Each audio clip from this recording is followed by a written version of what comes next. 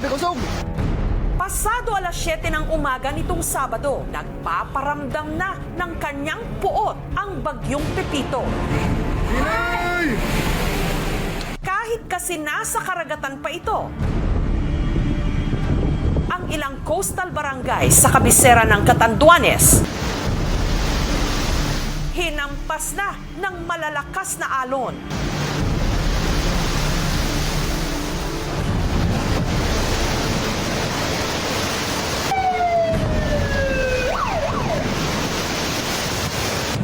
Ay, Diyos ko, Lord. In Jesus' name.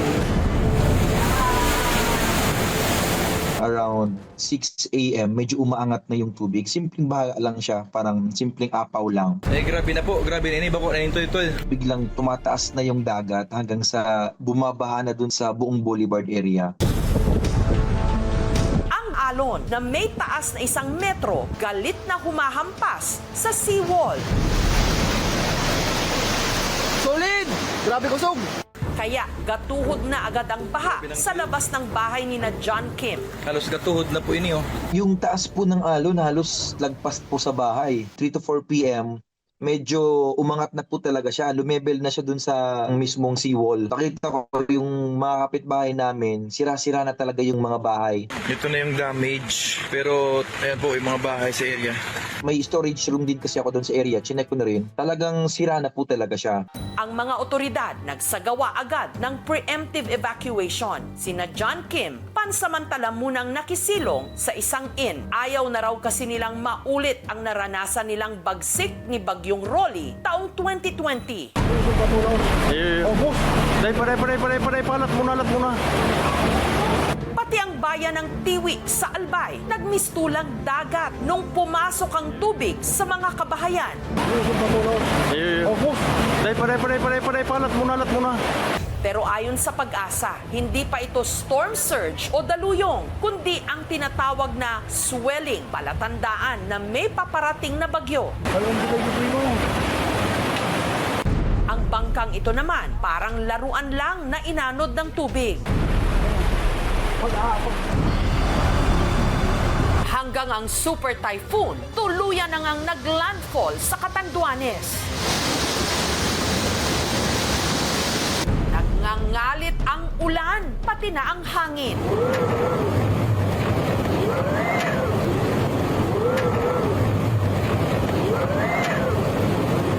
Kinabukasan, bumungad ang epekto ng bagyo. Nagkalat ang mga sirang puno sa daan, ang mga bahay, para lang winalis. Yung aftermath ng bagyong Pepito sa bahay namin, nawala yung kalahati ng bubong. Ayon kasi sa Japan Meteorological Agency, ito yung first time na nagkaroon ng 4 na named storms sa may West Pacific Ocean, kung saan naapektuhan nga ang Pilipinas, na magkakasunod at sabay-sabay na nag-i-exist. May tuturing natin siya na unusual dahil hindi pa siya nangyari in recent years, in the recent decades. Daanan ng mga bagyo ang Pilipinas. At sa taong ito, kotang-kota na tayo. Ngayong buwan lang na ito, parang may parada ng bagyo sa Pacific Ocean papunta dito sa ating bansa.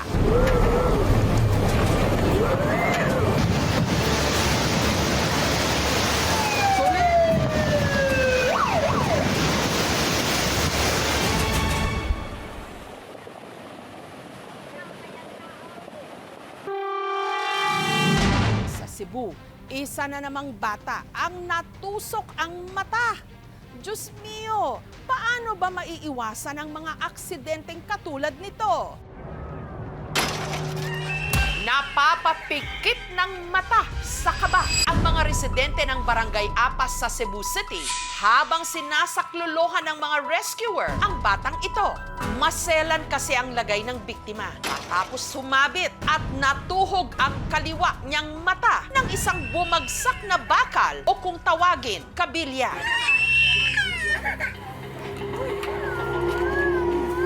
Pinita-litaw niya, taya, pagod. Hinaya. Pantay ha. Uli mo.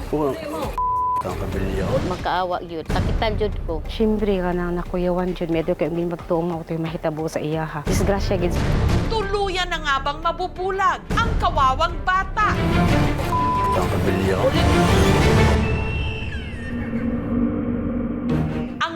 trauma ang grade 2 pupil na si Vincent.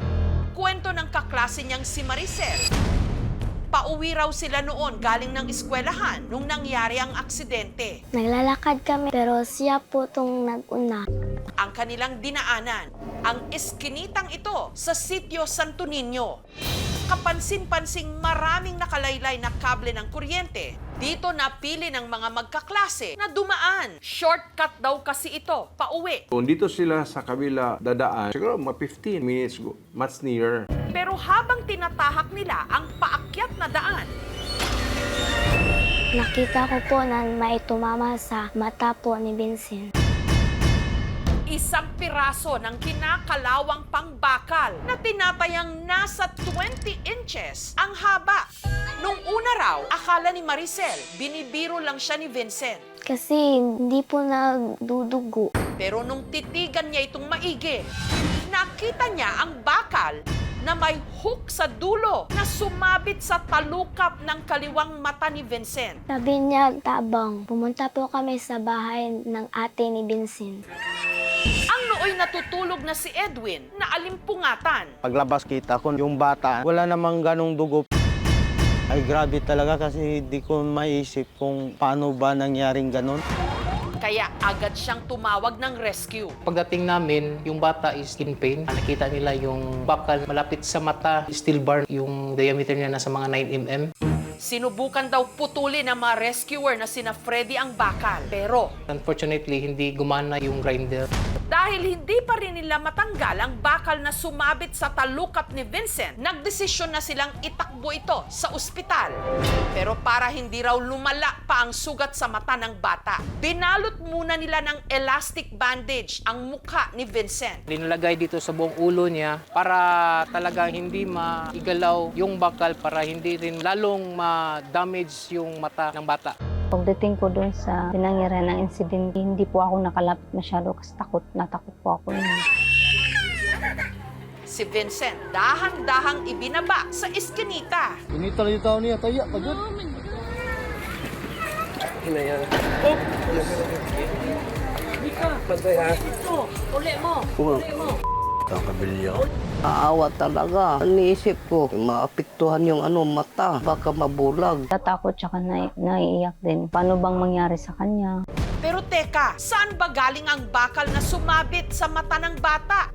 Ang bakal nakadikit daw noon sa isang kahoy para pagsabitan ng mga lumalaylay na kable ng kuryente. Yung kabilya, nakalagay dito sa wiring na to, tapos doon sa nakahook. At ang naglagay nito doon, ang tatay ni Edwin. Nilagay ito ng pagkatapos ng audit kasi halos mga kawa dito bumagsak talaga.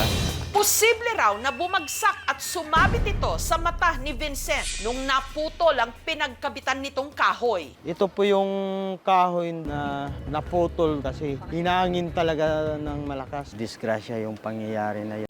Samantala, dahil sa sela ng kondisyon ni Vincent, hindi siya agad na operahan.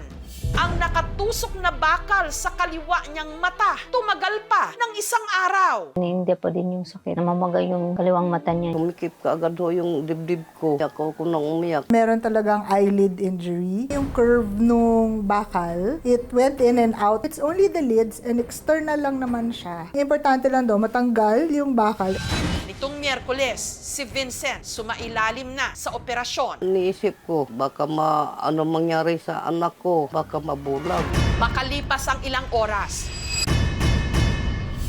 ligtas na natanggal ang bakal sa talukap ng kanyang mata at ang ipinagpapasalamat ng kanyang pamilya, hindi siya nabulag. Okay na po ako. Nakakita po ako. Nagpayo ulit ko.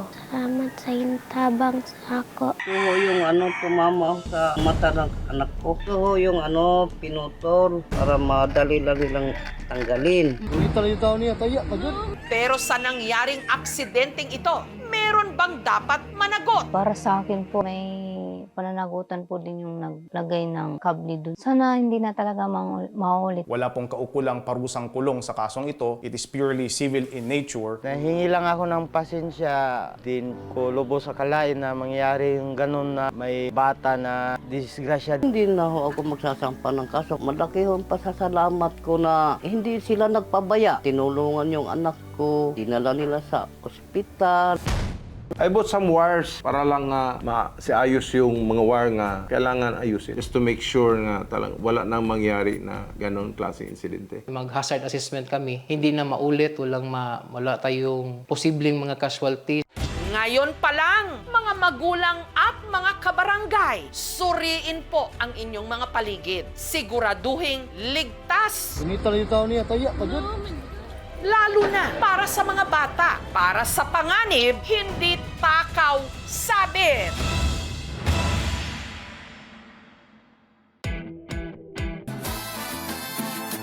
Ngayong most beautiful day in the universe, lahat all out para sa ating pambato. Philippines! Sa Miss Universe 2024, Philippines!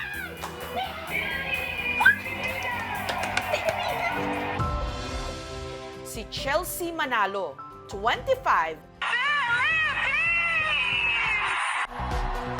Sa ginanap na preliminary competition nitong Biyernes, ang kanyang national costume na tinawag na Hiraya. The exploration from Spain and Mexico led to the Christianization of much of the country. Nagbigay pugay sa napakahalagang papel ng galleon trade sa pagitan ng Espanya, Mexico at Pilipinas sa ating kasaysayan. Ganda points sa mga Meksikano. It's Philippines!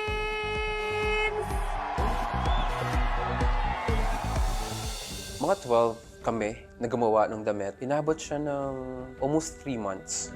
Headpiece niya, it's made of metal. Tapos, in-encrust namin ng freshwater pearl tsaka mga Swarovski crystal. Sa swimsuit competition, si Chelsea umariba. Workers. Philippines! Ikinagulat naman ng pageant fans ang naging atake ni Chelsea sa evening gown. We have the Philippines! Lakas makaprinsesa! Diba most of the girls kasi, pag nakikita naman natin talaga sa pageant, high slit, beaded, encrusted with crystals, diba? Lahat sexy. We want something different. Sapat naman kaya ang kanyang performance para makapwesto sa semifinals. Si Chelsea, born and raised dito sa Maykawayan, Bulacan. Pilipina ang kanyang ina, habang ang yumaon niyang ama, African-American, si Tessa. Muling nag-asawa, si Randy ang naging katuwang niya sa pagpapalaki kay Chelsea. Mabait na bata si Chelsea, masipag mag-aral. Bata pa lang, hilig na raw talagang rumampa ni Chelsea. Lagi siya nanonood ng mga pageant. Kinagaya niya, sinusuot niya yung heels ko. Tusan siya ng mami niya. Ang ganda, para siyang Barbie doll. Ito po yung sash niya nung sumali po siya na Miss Isra, or yung po yung naging school niya dati nung elementary po siya. So dito naman po sa Miss Prisa, mga kalaban naman niya ditong students is yung mga galing sa mga private school students and candidates. Pero dahil hindi tipikal ang kulay ng kanyang balat dito sa Pilipinas, madalas daw siyang naging tampulan ng tukso. Mahirap pag nakakarinig ka ng masasakit na salita. Natatawag ako ng mga ulingling, ng negra, kulot-salot. Ang ginagawa ko na lang talaga to cope up with it is to cry and go home. Kung sino at anong kulay ko, yun ang gusto kong ipagmalaki kasi it took me a long time to accept myself. But again, our own timing will come. Para makatulong sa pamilya, naging modelo siya. Hanggang sumabak na sa pagpapageant. Hanggang nito lang 2024, ang ating Labulakenya sumabak sa Miss Universe Philippines. Chelsea Manalo, Bulacan! Dalawa kami nag-resign sa trabaho para mailaban namin yung gusto niya. Our Miss Universe Philippines 2024 is Bulacan! kinoronahan at hinirang na pinakaunang Filipina Black American Miss Universe Philippines title holder. You did it! Dream come true yan para sa kanya. Sobrang dedicated siya. So sabi ko, galingan mo ha. Sabi niya, syempre mami, no, eto na yon, nandito na tayo. Alam ko, anak, makukuha natin ang corona. Sa pagsisimula ng Miss Universe pageant, ang sigaw ng mga taga-suporta ni Chelsea. Chelsea! Philippines! Lalo na sa hometown ni Chelsea sa Bulacan, talaga namang dumagundong. Nung makapasok si Chelsea sa top 30, The next woman advancing is Philippines!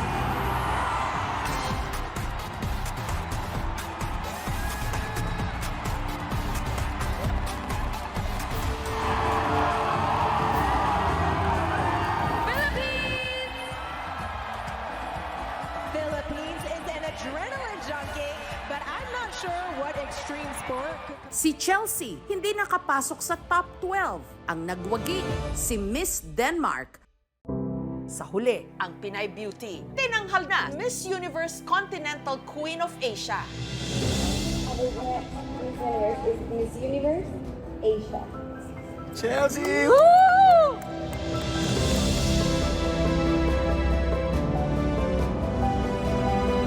Hello, maraming salamat. Welcome sa Pilipinas. We are making history as Miss Universe Asia.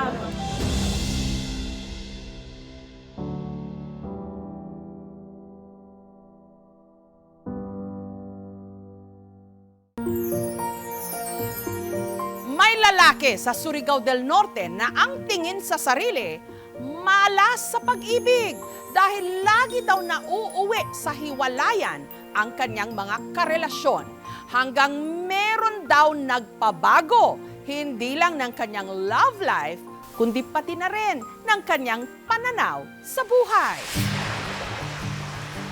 5 beses na raw nagmahal ng babae si RG. Pero lahat daw ng yon failed. Aminado po ako na ako ang may kasalanan. Ang una niyang relasyon na uwi sa hiwalayan. Nag-iossi po ako, umiinom, then barkadista po ako. At yung pangatlo po, nag-cheat po ako. Sa mga sumunod naman, tila kinarma na raw siya. Yung pang-apat, siya po yung nag-cheat sa akin. Parang karma na po yun. O hindi kaya, hindi pa raw handang mag-commit sa kanya. Nag-request po ako sa kanya na kung pwede po ba na illegal po yung relasyon po namin. At sinabi niya po na hindi po muna kasi gusto ng mama niya na mapagtapos na wala pong jowa. Pero hindi lubos akalain ni RG na matapos niyang mabigo sa 5 ex-girlfriend. Ang tunay na pag-ibig, matatagpuan niya raw pala sa isang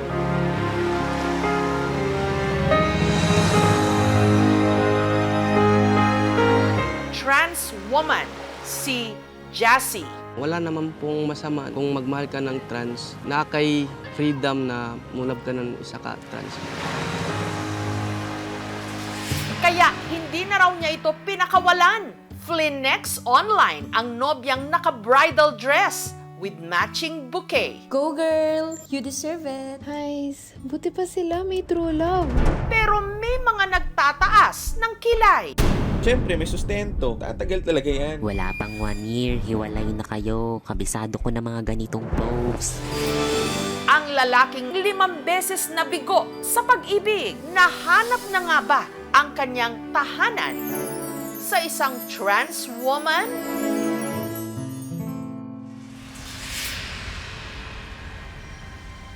Tiga Campo Bacuag, ang second-year criminology student na si RG, at tiga Claver, Surigao del Norte naman, ang makeup artist na si Jassy, na 2 taon na raw going strong. Yung kapatid ko po kasi magbe-birthday na, magdidibo. Tapos yung gusto niya po yung mag-photoshoot siya. Naisip ko din yun po kasi mansari na po din namin. Si Jassy, aminadong NBSB o no boyfriend since birth. Yung mga kaibigan ko po is may mga jowa na. Kaya't ako noon, sana all na lang sa kanila. Para ako na lang po yung walang jowa po. Wala po talagang malalaking magkakagusto sa akin kahit naubusan na po ako ng pills. Hanggang taong 2022, nakilala ni Jassy si RG sa isang sayawan. Nakita po ng barkada ko po siya na magaling daw siyang sumayaw. Then sinabi ng barkada ko po, i-take out ko po daw siya. Pero nung una ba, alam mo na trans na si Jassy? Yes po, kasi nakita ko po itong dito sa malaki po sa kanya. Sinabi po ni RG na i-add po daw siya sa Facebook. Tapos nag-hi po ako, ganon. Ako na po yung nag-first move. Naging magka-talking stage muna sila ng isang buwan. Dahil magkalayo ang kanilang mga bahay, nag-LDR o long distance relationship. Pero parang obsessed na po talaga ako sa kanya. Hinahanap-hanap ko po siya. Gusto ko pong makasama siya ulit. Kahit 2 araw na po siyang hindi nag-online, stress na stress po ako noon. Sinabi ko po sa kanya na tapusin na lang. Hanggang si RG, ginost si Jassy. Makalipas ang 9 na buwan, ang multo ng nakaraan muling nagparamdam. Pagka 3 araw, nag-text po siya, kumusta ka na? Baka may jowa ka na. Tapos inamlock ko po siya. Doon po nagsimula po ulit yung aming communication po. Meron daw 5 signs si Jassy para masiguro na si RG na nga ang kanyang the one. Doon ko po masasabi na seryoso po yung lalaki sa akin. Chinat po niya po ako na punta ka dito sa bahay kasi sinabihan ko po yung magulang ko po na may jowa po akong ganun po. Pakilala doon niya ako sa kanyang magulang. Sa isip ko po is parang legal na po kami sa isa't isa po. Pero ang tatay Rogelio ni RG, tutol. Pa, meron po akong jowa. Nandun po sa sala. Babae ba yan, G, or lalaki? Trans po siya. Pinatunayan ko po sa mga magulang ko po, sa tatay ko po. Hanggang sa nitong nakaraang taon, ang tatay Rogelio ni RG, binawian ng buhay. Pa, sana po masaya po ka sa aming dalawa. Alam ko naman po yung ugali nyo po na palagi po kayong nagsusuporta sa akin. Siya na po yung humingi ng password ko po sa Facebook. Binigay ko po at binigyan niya po yung password niya sa akin. Nakita po niya yung picture po na katabi ko po yung close friend ko po na lalaki. Doon po siya nagalit o nagselos. Bakit ka nagsiselos po? Kasi parang sweet na po kasi sila sa message po. Kahit sa ano po, magsabi ka lang na ingat ka. Yes po, gusto ko lang po na ako lang yung sinasabihan mo na amping ka, I miss you. Nag-status po siya sa Facebook na in a relationship na po. Tinag po niya ako at nilagay niya po yung date na kung kailan po kami nag-first meet. Sumunod po yung na may di po niya ako. Eh ano naman ang sign number 4? Noong una po, si RG po is hindi pa po ready noon kasi nahiya pa po siya. Mula kasi nung naging magkarelasyon sila, tila nag-iba raw ang tingin kay RG ng kanyang mga kaibigan. Ba't po daw trans po yung jowa ko? Makakaanak po ka ng babae kaysa sa mga trans po. Pero mas naunawaan na raw niya kung bakit niya pinili si Jassy. Di po mali magmahal ng trans kasi yung labo wala naman po sa kasarian or sa sana nakikita mo. Nagyaya po si RG na puntahan siya sa bahay niya po para mag-food trip. Doon po ako sa kwarto ko po. Sabi po ng mga kaibigan niya, pakilala mo naman po yung asawa niyo po. Bilang isang barkada suporta na lang kami kasi doon siya masaya Pero sa lahat ng signs na hinahanap ni Jassy, sa ika-5 sila mukhang magkakatalo.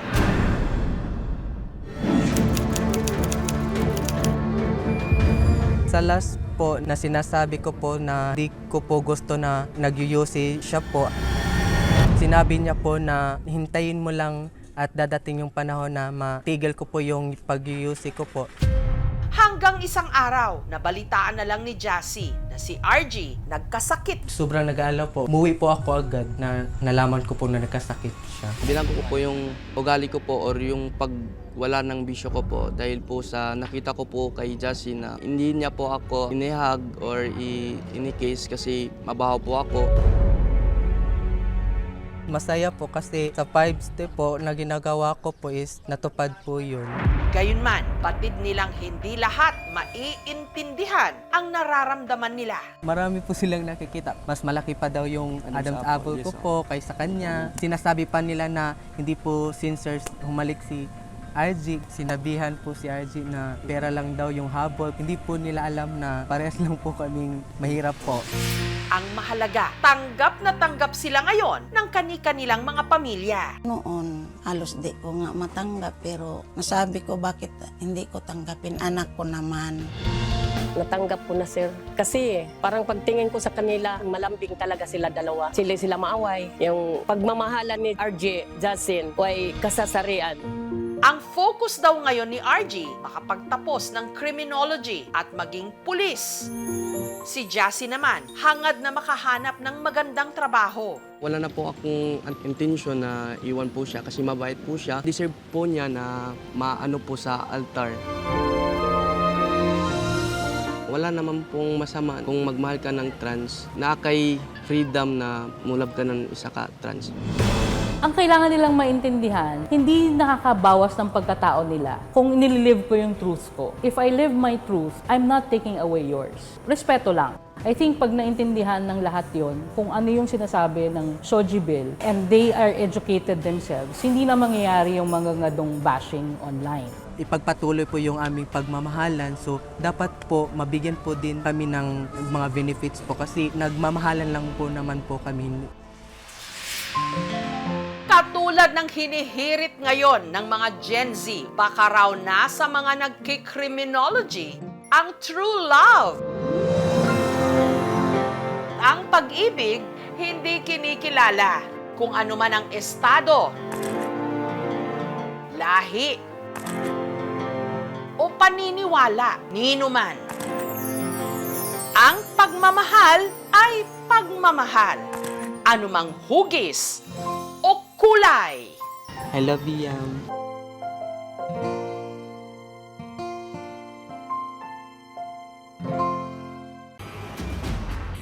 Sa isang bahay sa Cebu, may mga nakitang kalansay sa kisame nang hindi pa rin matukoy na nilalang ang nakakaintriga pa nito. Meron daw kolektor na handang bilhin ang mga kalansay na yan ng 2 milyong piso sa kailaliman ng gabi. Paano kung may marinig kang kumakaluskos sa inyong kisame? Sisilipin mo ba? O sa takot na kung ano ang iyo ritong matuklasan, magkikibit balikat ka na lang? Si Ray, pinipilit daw magbingi-bingihan sa madalas na kung anong naririnig niyang lumilikha ng mga misteryosong ingay sa bubungan ng kanilang bahay sa Talisay, Cebu. Parang may naghabulan dyan sa bubungan, minsan doon sa kwarto. Malakas eh. Nag-ano sila, rumble sila dyan. Tataka ako kung daga ba ito. Ngunit wala raw lakas loob si Ray na alamin kung ano ito. Takot rin ako dahil ako na mag-isa dito. Baka bigla na yung dakmahin dyan. Hanggang ang mga hindi maipaliwanag na kaluskos, unti-unting nagkalinaw nung ang mga helper niyang sina Ricky at Herman may nadiskubre nung inayos nila ang mga sirang kisame.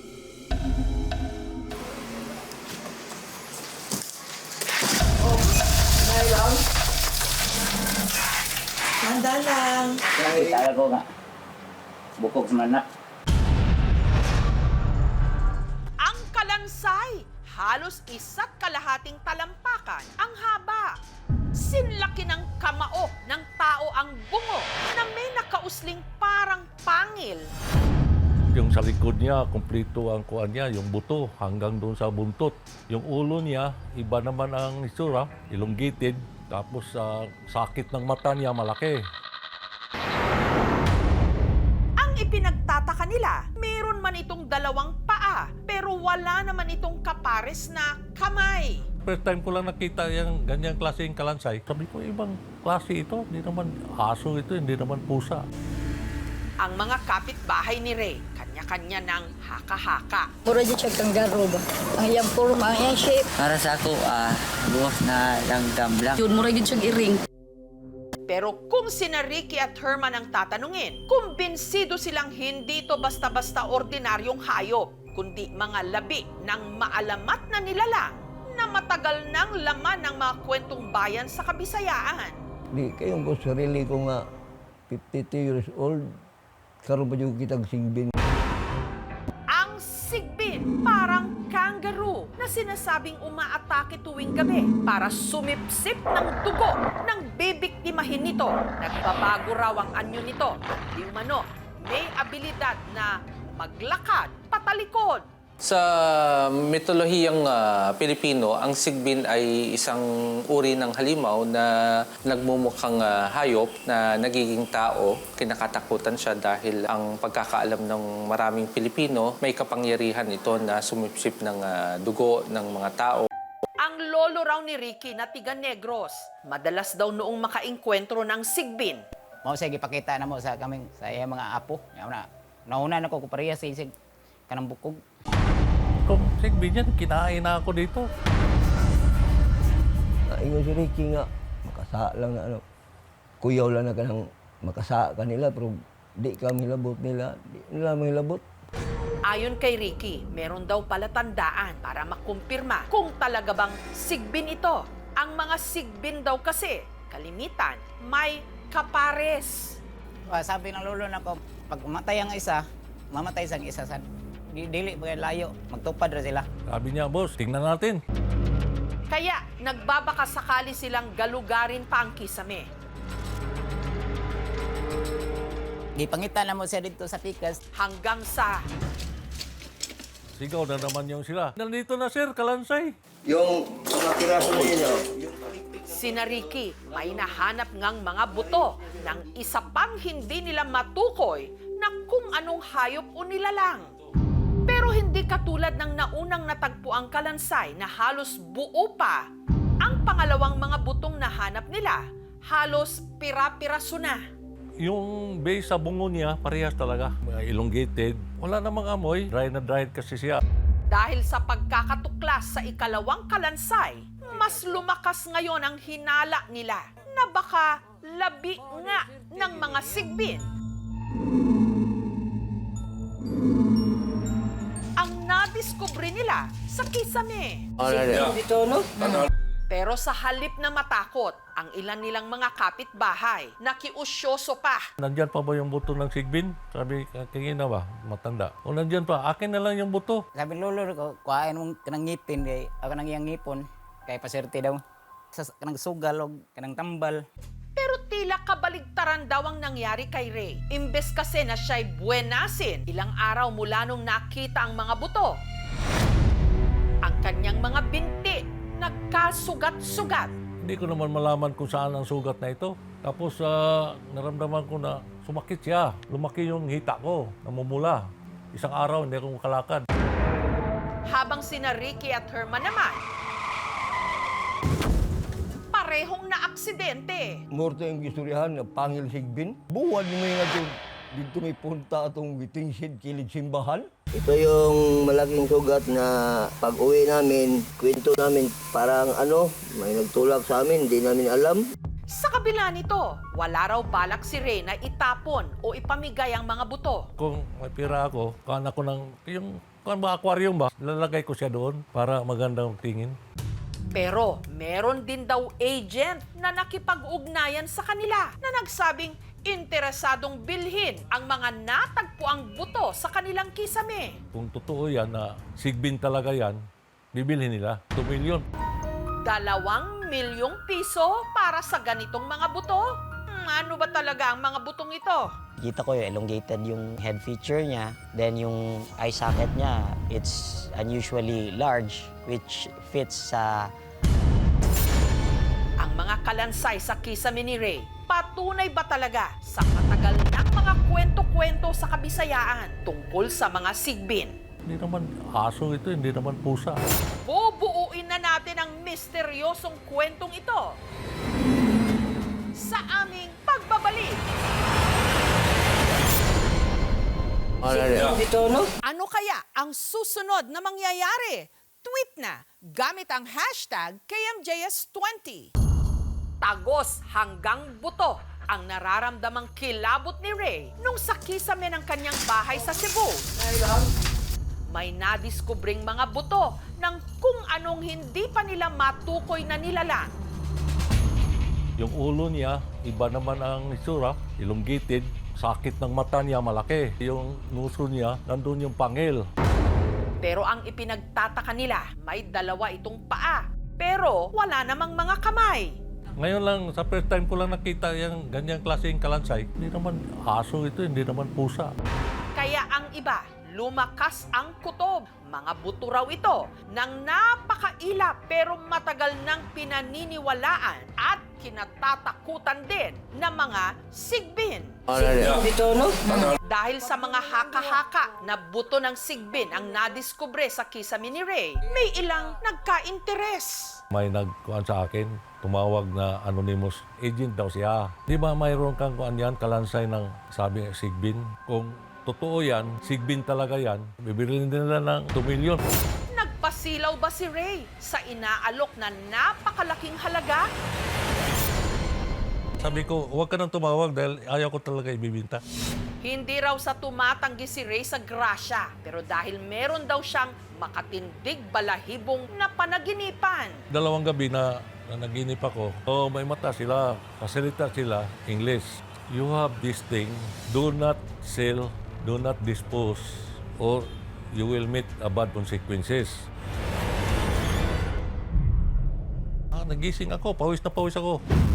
Samantala, nitong Biyernes, ang veterinarian sinadya ang mga kalansay sa bahay ni Ray. Magdiferensya sad na sila, depende sad sa age. Kung bata pa, syempre, ang mga features niya, dili pa man siya fully mature.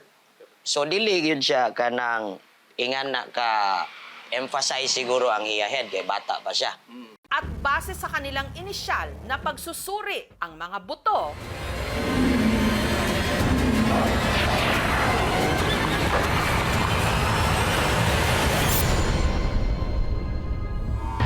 hindi raw sigbin. Kita ko yung elongated yung head feature niya, yung eye socket niya, it's unusually large, which fits sa feature talaga ng cat. Kasi it was designed like that for the eyes of the cat to fit. Makikita mo, wala siyang collarbone. Tapos yung yung vertebral column niya is hindi talaga siya like sa ibang species na magkakadikit talaga sila. Normally, yung sa cat kasi, medyo hindi siya ganun ka tightly connected. Tsaka yung nagko-connect sa kanila, the ligaments, yung mga disc nila, spongy siya eh. Kasi it is also designed like that for flexibility. Paanong nangyari na tila wala itong mga paa sa harap? Siyempre, nandun siya sa kisame. So, baka nalaglag or kinuha ba siya ng mga daga? Base lang sa mga tao pumunta rito. Unanimous sila, sigbin eh. Wala nagsasabi na pusa, kahit yung mga matanda. Kata may mo, kung ngiring na, kung unsa na siyang okay, kay sa taste na ni Doc. Sa susunod na may marinig tayong kaluskos sa ating mga bubungan o kisame. Bago pa lumikot ang mga isipan at lumipad ang imahinasyon, silipin agad para magkaalaman na at hindi yung sa dulo matapos ng kung ano-anong mga espekulasyon, yung pala maling akala.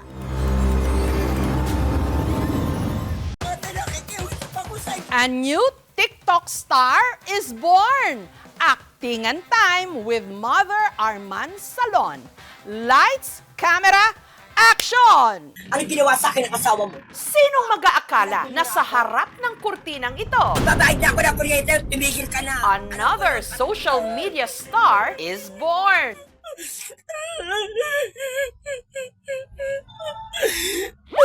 Yung electric pan nga, pati ano nga rin, harap ang init. Ang kanyang content, impromptu acting skit. Mahal naman ako. Mapagbigay naman ako. Diyos ko, Arma. Huwag ka na mag-aano na ganyan. Huwag ka na, Diyos ko, Arma. Huwag mo na ako kontrahin. Kumbaga, ang ano lang, kunyari na, ay ganun ba, ganyan. Huwag mo na ako kukontrahin. Kasi imbis na iyak ako, hindi na ako may iyak kapag kinontra mo pa ako niyan. Acting na acting sa heavy drama. Ate, nakikiusap ako sa inyo, ate! Ate, lumayo na kayo sa akin! Thriller. Diyos ko! Diyos ko! Diyos ko! Kahit pa, horror. Nay! Nay, sabi niyo na lang! Tapos na ang KMJS Gabi ng Lagim. Pagdating mo, nagiinuman ang Gayunman, in character siya. Kahit pa madalas, may panira sa eksena. Cover off. The spotlight is on para sa rising social media star ngayon, ang parloristang si Arman, aka Arman Salon. Diyos ko!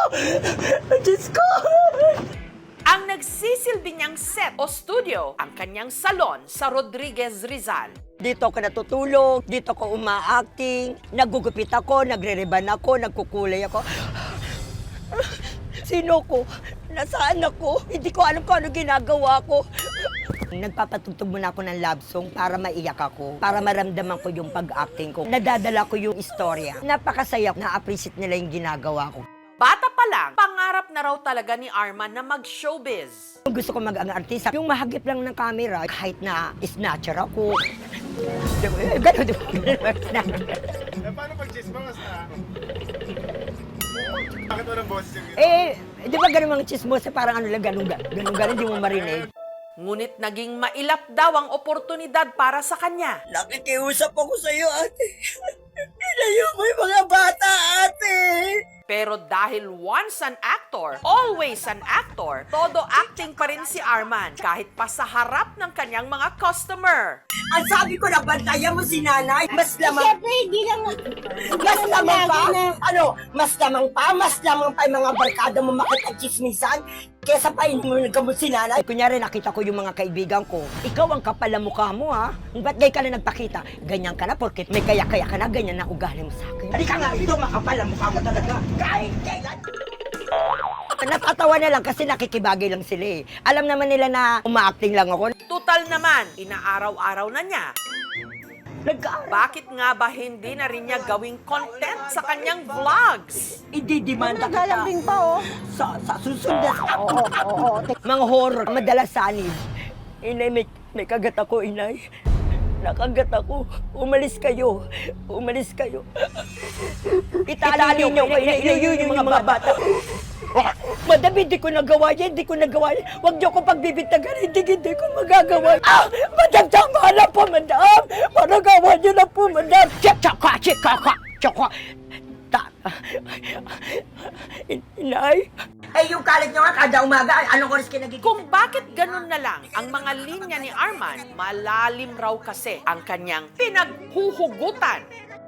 Bago nagtayo ng sariling salon, napasok daw muna sa kung ano-anong trabaho si Arman. Ang mga pinaglalako ko, dyaryo, nagtitinda ako ng pandesal, nagtitinda ako ng fishball. Yung kinikita ko nung araw, parang sapat lang talaga.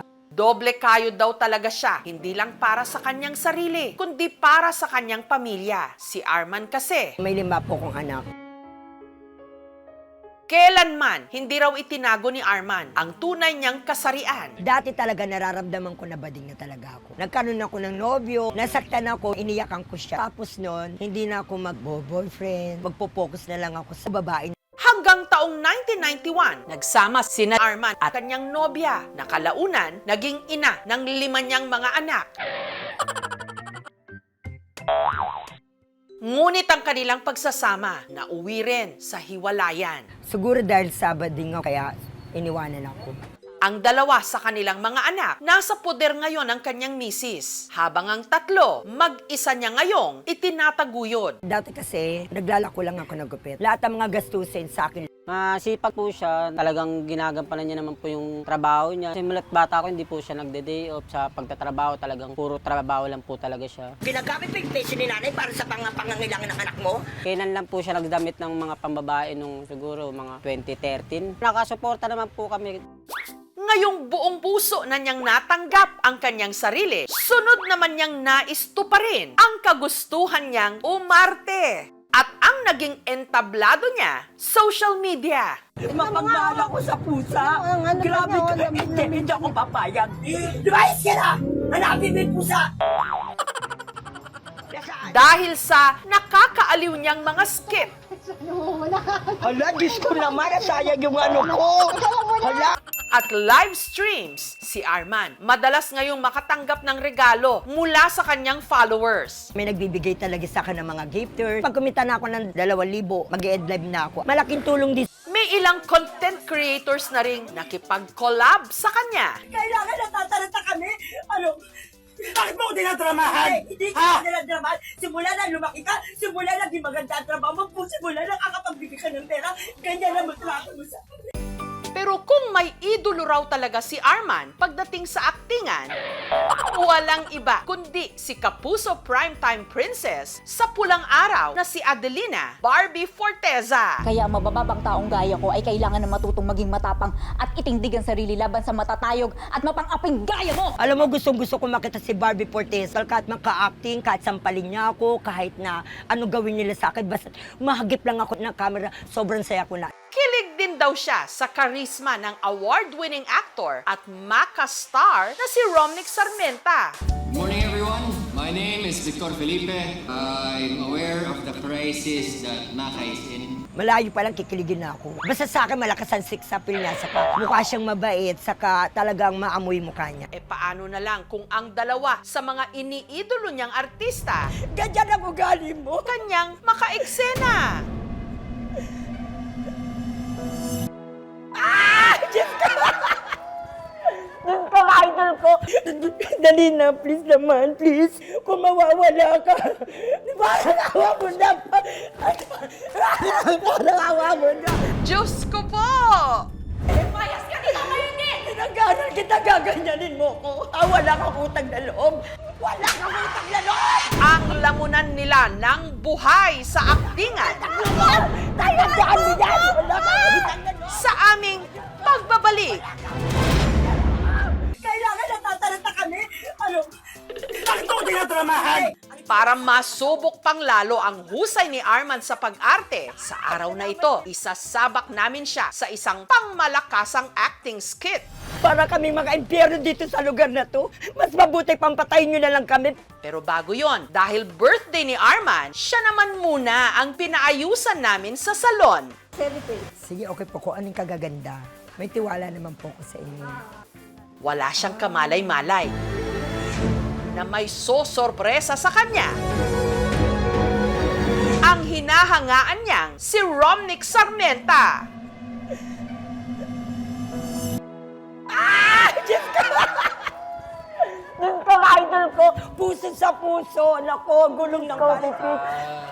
Ay, naku, I love you! I love you! Idol ko, Diyos ko! Diyos ko! Mahal na mahal ko to nung bata. Bata ka pa lang, mahal na kita. Si Piping, kasi alam ko rin, hindi naman kami nagkakalayo ng edad. Manilin Romnick lang talaga. The best. Parang kasi sin kayo ng ugali, parang ang role niya parang napaka-humble. Magkasunod kami ng birthday. Mauna siya sa akin ng isang araw, tapos ako. Pero dahil pinag-uusapan natin ng birthday, may surprise pa kami sa'yo. Ay! Kasi, birthday mo kahapon. Oy, I love you, Romnick.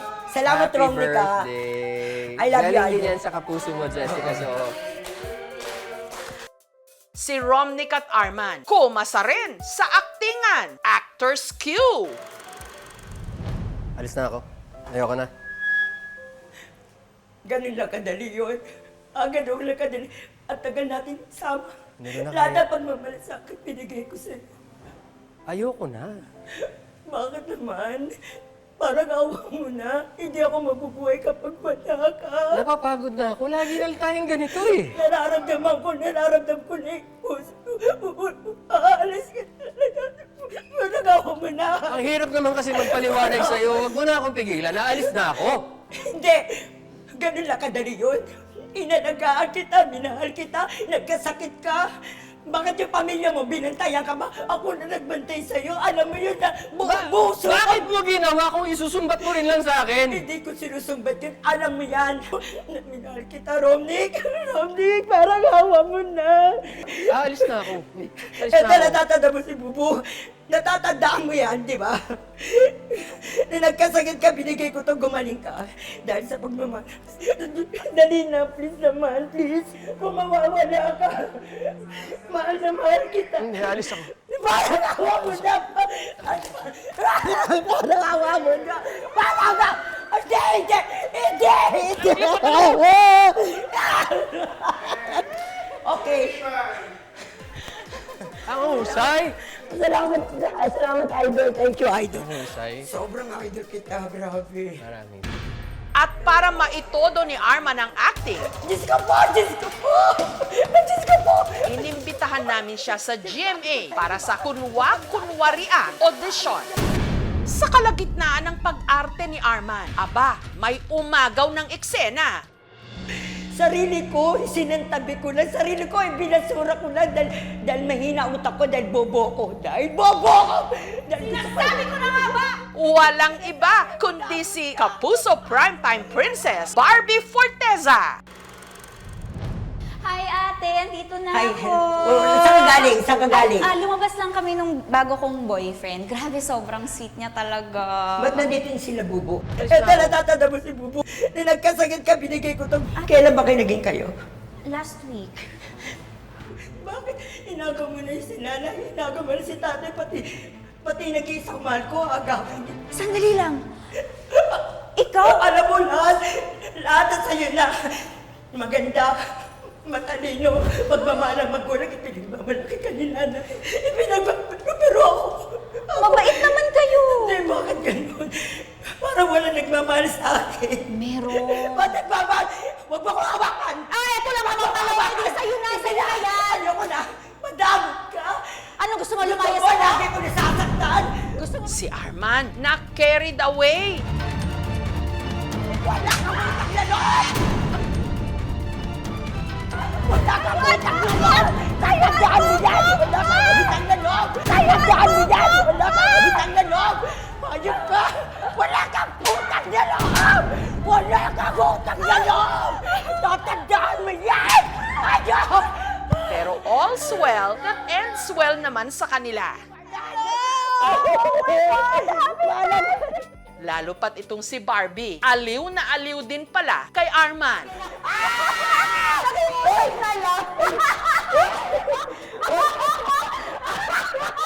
I am very, very honored to have met you, to have worked with you. Kahit na very short na eksena lang, ang saya-saya mo ka-eksena. Very intense ka, umarte. Salamat talaga. Oo. Masaya na ako. Nakakulog kita. Sobrang saya. Masaya na ako doon. Huwag mong totohanin yung sampal. Masakit. At saka, actually, malaking bagay at na-appreciate ko sa'yo na hindi ka talaga nagbe-break ng character. Kasi malaking bagay yan. Kasi sa set, kunyari, umaarte ka, uma-eksena ka, ganyan, maraming distraction. Tsaka, ang pinaka-importante ay puso. Ang ating buhay, punong-puno man ng drama, horror at aksyon. Importanteng nakukuha pa rin nating tumawa. At anuman ang papel natin sa buhay, siguraduhing magagampanan ng buong husay.